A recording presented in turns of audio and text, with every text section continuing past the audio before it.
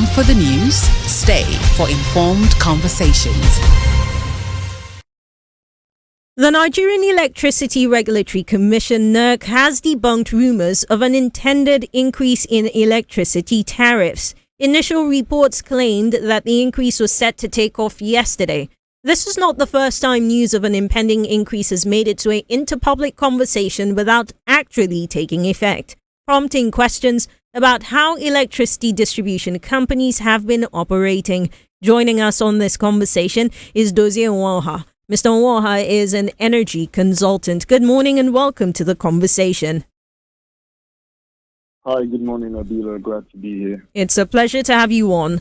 Let's start off. Although NERC has come out to debunk this news, I wonder what the likelihood is that we will eventually see an increase in tariffs if all the conditions are met. I think it's very likely that we will see an increase in tariffs this year. However, if NERC has come out to debunk the rumors, then it's probably true that it's not happening yet. Because as part of its requirements as regulator for increasing or reviewing the electricity tariffs, it typically would have to make it public knowledge that this is coming and this is about to happen. So they're basically not going to take customers by surprise. And seeing that we haven't had a tariff review in the sector since December 2022, this will be a very serious, tariff change and tariff increment, and also because all the indices are so much higher than they were at the last review. So I don't think NERC would really take anyone by surprise. But currently, the state of the sector, we do not have so much more time in terms of running the way it is. So basically, that tariff review has to come, maybe not on the 1st of January, but probably some. And perhaps that's really the question around, because I understand that typically there should be a review of tariffs every 6 months. And you've now pointed out we've done a full year without an increase. In 2023, reports say the government spent about 600 billion naira on electricity subsidy. If you were to estimate based on all the conditions at hand, where do you think we would be placing the tariff when it eventually is increased? By how much? I think I would not expect anything less than 100% increment, going by how much higher all those indices are. We're talking of, as of the last review, you had a forex that was used to calculate tariffs of around 414 naira, which was the official exchange rate at that time.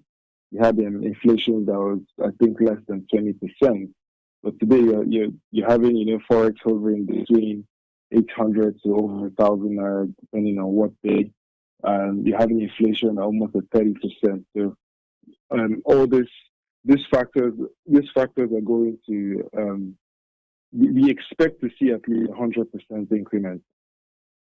100% is a scary reality for a lot of consumers. And I think, when these conversations come up, the initial question is always how much light are they giving us in the first place? And of course, we know the administration has taken certain steps to ensure that we will see increased power supply at some point. I don't know whether it will be this year or next year, but where do you see those plans? How do you see those plans factoring into Nigerians being able to actually get value for what they would be paying?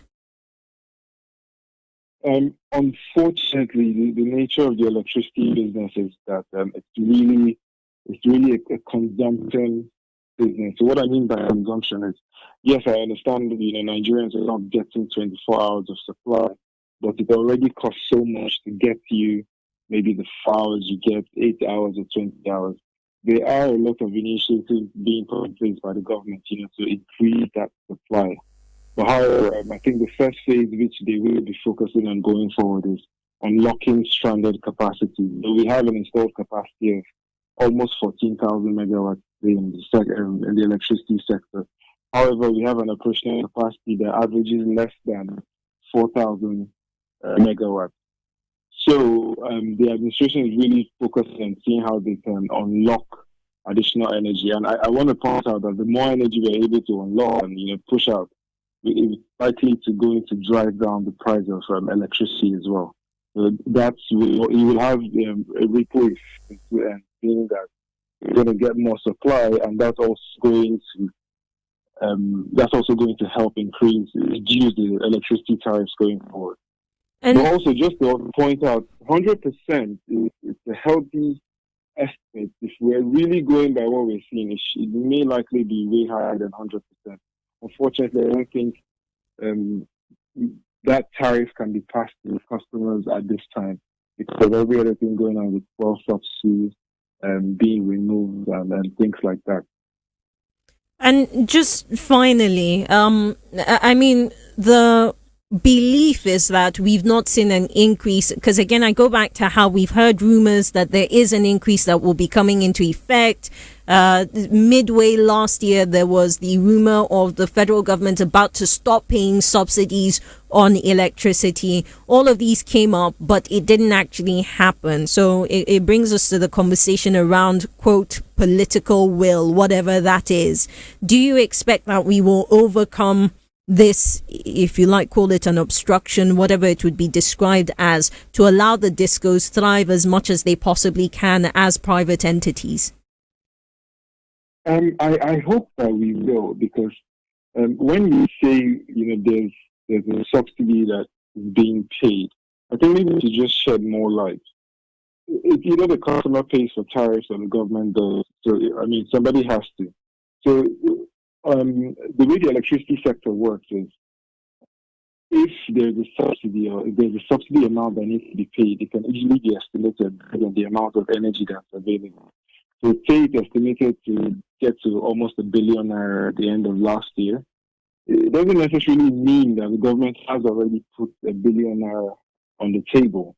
So it just means that there's $1 billion in books of the distribution company or the gencos, or basically the entire value chain. So that money has not yet gone into anyone's account.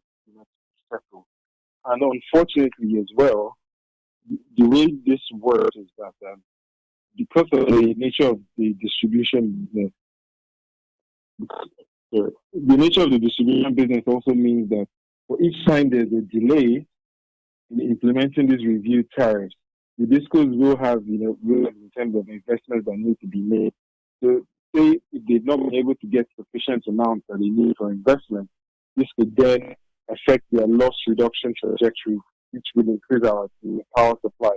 We could move it from having a 5-year plan to it becoming a 7-year plan, and even going as high as a 10-year plan. So we do hope that the government can take quick action on this, especially because no money is being put on the table. It's sending wrong signals to investors in the power sector as well, because you have new players who are not confident in the market enough to come in. So this tariff review is very important because, like I said, the government hasn't exactly put money on the table. So this is really just money in the air. Well, Mr. Waha, I want to say a big thank you for your time this morning and for breaking this down for us. We appreciate it. Our guest this morning, Mr. Dozie Waha, is an energy analyst who's just joined us to discuss impending increases in electricity tariffs.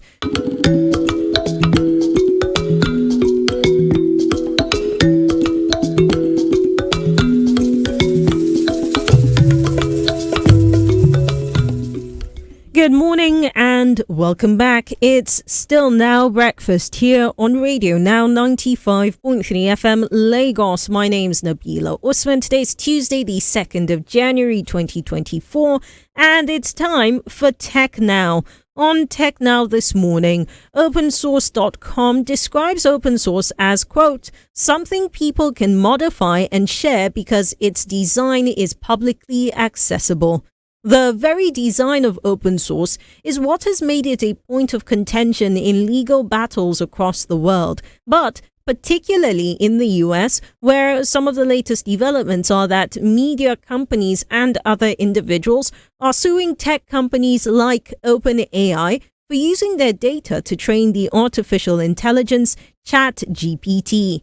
Large language models such as ChatGPT, learn by analyzing a massive amount of data often sourced online. The conclusion of these legal battles will be critical in shaping the future of artificial intelligence and open source. Joining us on this discussion is Justin Irabo. Mr. Irabo is an AI product engineer at the International University of Applied Sciences, Berlin, Germany. Hello and welcome to the conversation, Mr. Irabo. Hello, good morning, Nabila. It's my pleasure to be here. It's a pleasure to have you on.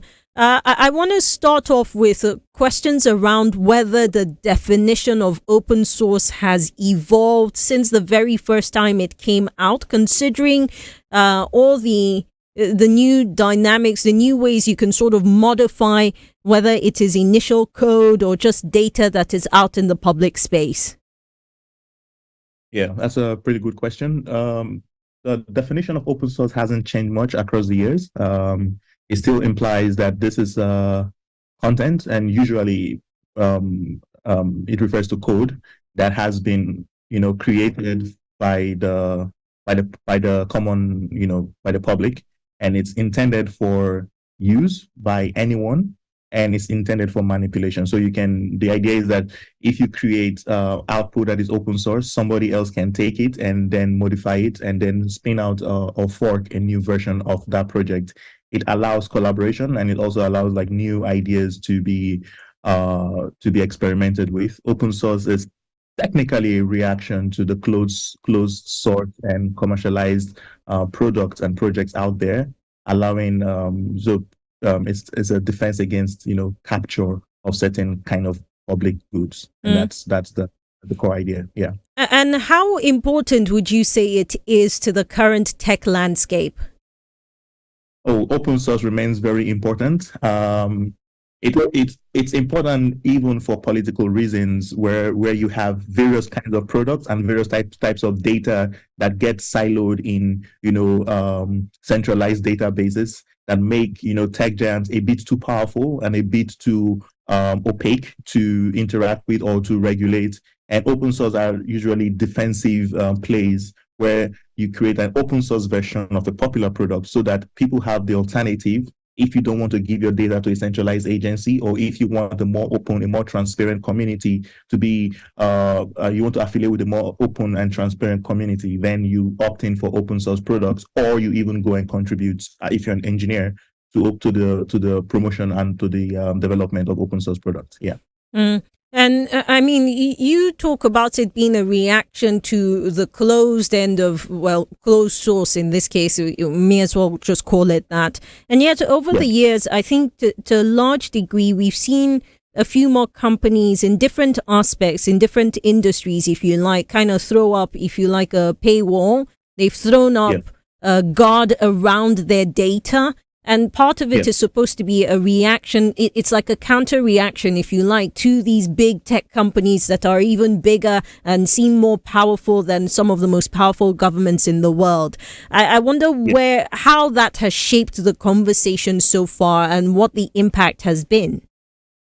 Yeah. So I guess there are many trends there are many things to observe when it comes to, companies paywalling their content, and some of them are reactions to big companies scraping everybody's data to train large language models or AI products. That obviously is a reaction to that.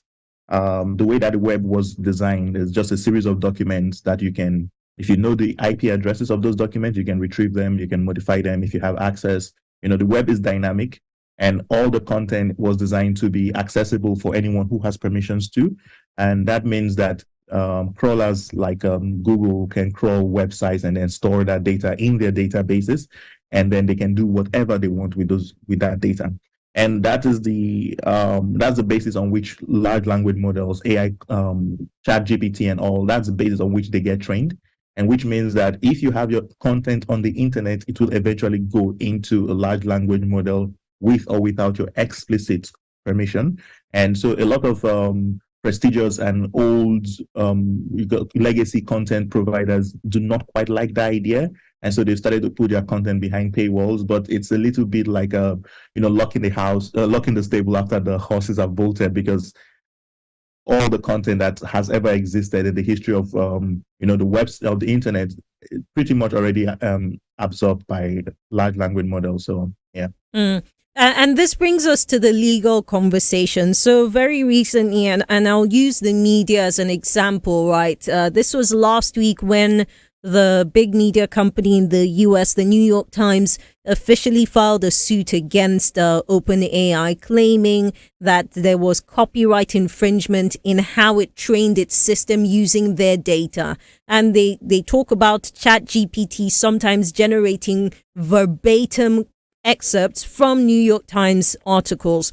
In some ways, they might be late to the game in terms of the legal battle, because I know a few months ago there were some authors, writers of fiction, who also bandied together to file a lawsuit because of this same issue. Let's speak about those dynamics and some of the arguments that are being had in tech spaces around open source versus copyright. Yeah, that's a very good question. So even though the New York Times is late to the suing game, I think they have the strongest argument here. So one of the principles of those AI models is that they do take your content, but they do not spit it out verbatim. So basically, they're teaching the models with the content to go on to create original content. And now we found that this OpenAI has basically prompted its own artificial intelligence models to give higher priority to contents gotten from the New York Times, which means that it does spit out the content, without modifications exactly as so it's basically committing plagiarism. The implication here, obviously, is that you are stealing the intellectual property of the New York Times, which means that attribution is scrubbed, and the New York Times makes nothing from content it has spent years investing in and creating. And now that you can prove that this content is directly sourced from the New York Times, that becomes a problem for OpenAI. And the second problem, obviously, is that even while citing the New York Times, the OpenAI models hallucinate, which means that they forge some of the crucial details contained in the New York Times reports. And so it basically puts the New York Times in a bad light because it misattributes and miscategorizes its original information. So it's the worst of both worlds, right? Zero attribution and misinformation coming from the OpenAI LLMs. So they do have a legal case. And in the past, there have been some philosophical and legal arguments about how can you really attribute something that has gone through a model and has been rewritten and fine-tuned, and you lose attribution along the way, something called bit rinsing, right? And you can't really say that the original author can really lay claim to this information, even though the knowledge really comes from the author. You can no longer prove ownership. But in the New York Times, in the case of the New York Times, you can prove ownership, which means that this will be a real problem for OpenAI. I personally am excited to see what new laws form out of this, because this is really uncharted territory. And like I said, the New York Times has the strongest argument so far in the list of people who have in the past. And so, it's one to watch. I mean, besides these companies, the big governments, strong governments in the world, I think very quickly about the European Union and the Commission and some of the laws that they typically set up to protect their people. I think about the US government and how it is also trying to navigate this new uncharted territory, which you mentioned. The UK also had the same thing when they did I think it was the AI summit where their prime minister sat with Elon Musk in conversation. So there are questions on how, even if the legal battles whatever ends up being the final verdict, there's still questions on how these governments will respond. So with this landscape unfolding, what have you seen that is different about how these tech companies, how OpenAI and other companies such as itself are responding to these upcoming challenges or the current challenges? So one way that I think that the big AI companies will react or are reacting so far is to admit fault and to pay for the crime. Look, it's pretty damning what has happened with OpenAI, and I don't think that they're going to put up so much of a fight. I think they're just going to try and settle, especially with platforms like the New York Times. I think in the future, when it comes to training, they will probably do less weighting, which means that when you get the data from a specific publisher, you attribute more value to it, which causes the LLM to just spit it out verbatim when asked a question that matches the data stored. So a lot of obfuscation will happen, unfortunately. A way to bury the lid, to hide the fact that this was trained on a specific entity's data collection. I do not think that any of this is going to slow down the march of data scraping because of the way the internet has historically been set up. It's a long architectural process, and there's not a lot that's going to change from the way that we currently have these things. What is going to happen is that there will be a lot more thoughtfulness about how data is reflected through LLMs. The real problem here is that LLMs are really large, and it's kind of hard for any one person to reason about how they, process data and they, generate content. So there will be a bit of more intelligent analysis and data reflection, but I do not think that they're going to stop scraping. I think they might enter into partnerships, exclusive partnership with certain publishers, which I think is also what publishers want. And for the little guys, not a lot is going to change, So if you have a personal blog, it will still get absorbed in the LLMs, unless you are explicitly protected by your government, and that is like several years down the road. I don't think that regulation ever catches up fast to innovation, and that's always been the reality of the open web. I want you to talk about, the last time we had you on radio now, this was on the heels of ChatGPT being a fresh thing. A lot was unknown, even though a lot still remains unknown about it, but at least we're in a more solid place in understanding ChatGPT and the revolution of artificial intelligence. And I'm curious as to what you have seen, and it's matured to some degree, and how you're thinking about the growth of AI over the past year. And in the context of what you've just said, just to sort of situate the African continent and countries such as ours, Nigeria, how they will be affected by these developments. So the thing about AI models is that they are powered by something called an attention mechanism, which is just you feed these models a lot of data and they get really smart, right? And that's what OpenAI has been doing. In the last year, I say in the last 6 months, they have been working on a multimodal solution, which means that it's not just a model that interacts with text, as we know, it interacts with audio, interacts with video. And so the model can watch a video, can look at an image, can hear an audio, and then, synthesize content and, respond, which makes it a way more powerful solution than it was, say, a year ago. And if we think about the African continent, like in relation to innovation globally, the fact remains that we are playing in a very resource greedy space. That's the LLM space. You need a lot of computers, a lot of compute, a lot of researchers, and you need a lot of data. And we cannot stress how much data we need.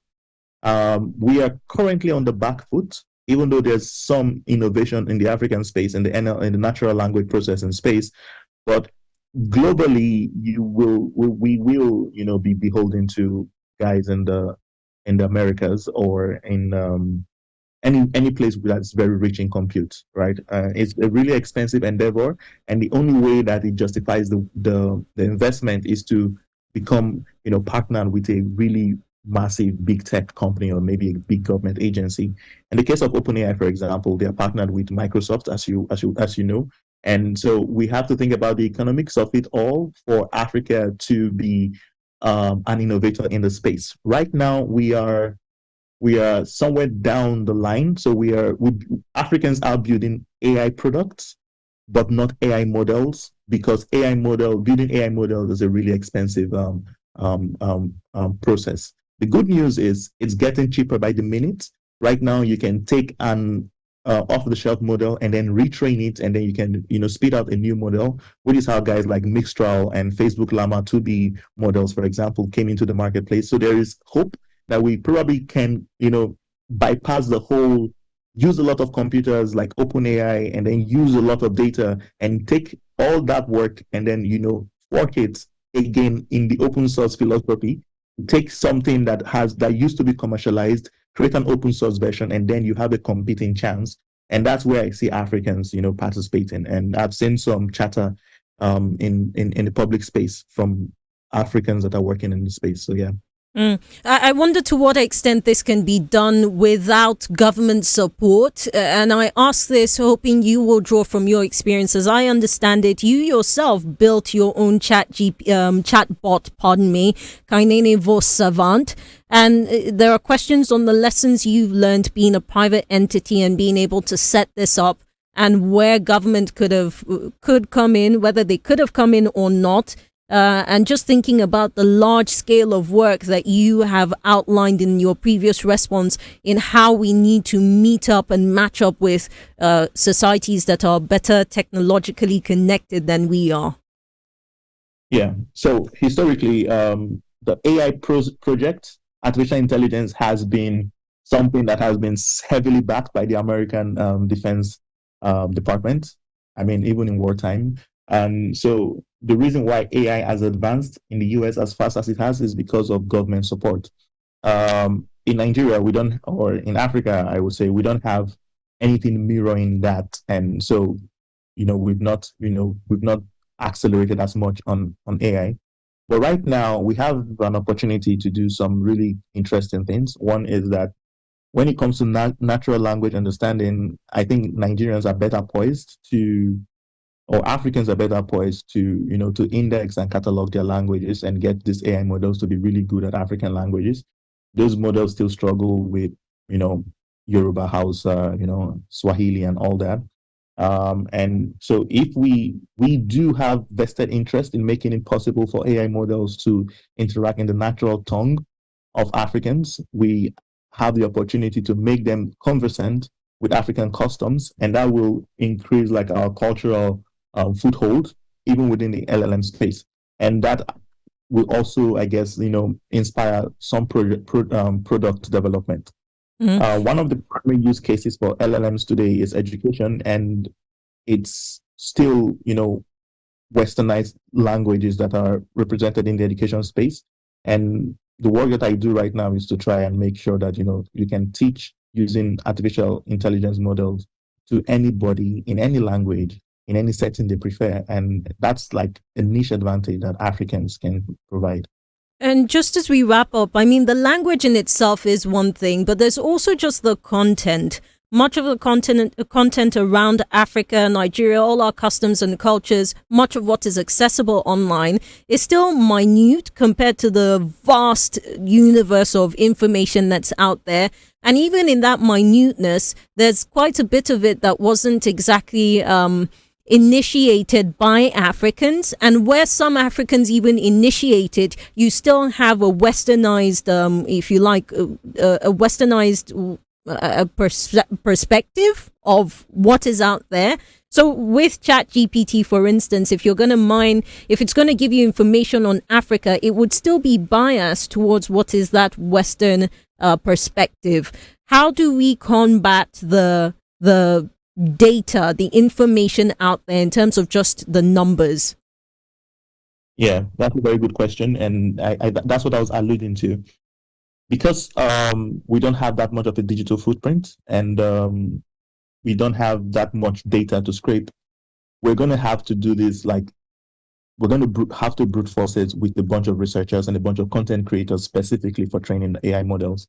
In the past, when Google was trying to bring Google Maps into Africa, one of the challenges was that, the maps couldn't speak Pidgin, they couldn't speak, natural Nigerian languages. And so Google hired a bunch of researchers and a bunch of content creators to create content that then they used to train their NLP models that then, became the voiceovers that you hear when you use Google Maps in Nigerian languages. And I think something like that on a much larger scale, again, is going to be super expensive, but well worth it, because that's the only way we can, leapfrog and then have Africans represented in the LLM content space. We do have to invest in content. We have to think about either, transcribing a whole bunch of content into specific languages, or get a whole bunch of people to, to create codex of languages. And there are a bunch of language researchers in Nigeria that I know of right now that are doing this work.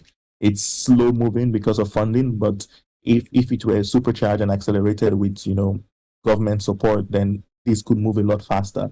The problem here is that the kind of people who seem to be interested in African languages end up being the big tech instead of the local or the federal governments of those countries. So it ends up being skewed towards developing a westernized product. And so it ends up being that the tools that are better at, parsing or scanning Nigerian languages or African languages end up being westernized tools, not even, homegrown products. And so we do need to take it seriously. And also we do need to invest, resources in it. There is no magical solution here. Well, Mr. Irabo, a big thank you to you. It's been a fruitful and very informative conversation with you this morning. Thank you very much. It was my pleasure to be here. Our guest on Tech Now, Justin Irabo, is an AI product engineer at the International University of Applied Sciences, Berlin, Germany, speaking to us on open source, but not just open source, really, the legal battles between that and copyright infringement claims by companies in some parts of the world. And that's Tech Now today. You can catch a fresh edition next week, Tuesday, same time, same station, here on Radio Now 95.3 FM Lagos. I'm Nabila Usman. Now breakfast continues shortly.